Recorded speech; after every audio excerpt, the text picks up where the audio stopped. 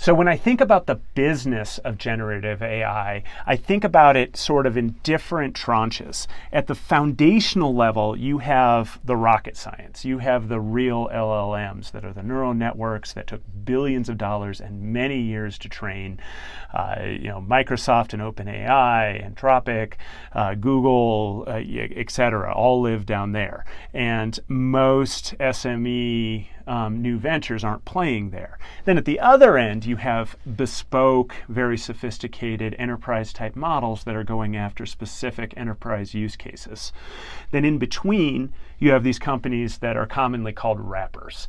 And there's a website that I track called There's an AI for that, and I highly recommend you check it out. There'll be a link down below that at the moment has 7,800 micro companies or apps that are providing different services.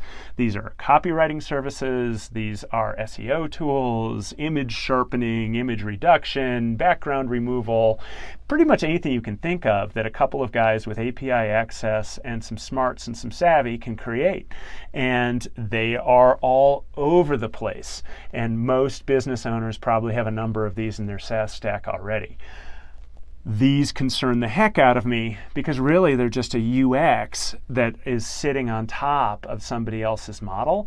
And that's a problem for them because what happens when the model changes? As I said a little while ago, GPT is getting a little bit dumb. If you're accessing GPT through the API and your customer experience is dependent on GPT putting out solid output, what happens when the dial gets turned down on you and you can't control that? That's a nightmare for a customer quality perspective.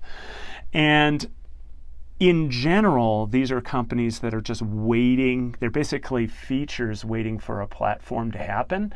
And unlike previous generations where you might see the giant incumbents start to snap up these features, there is no rocket science here.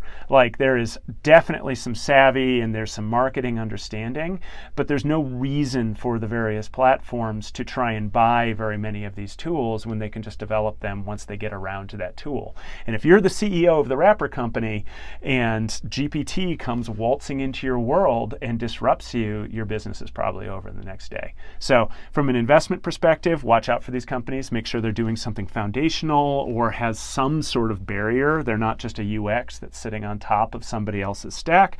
And from an operating perspective, make sure you're keeping an eye on the constant development in the main providers. If you're using GPT Plus, the plugin community continues to evolve.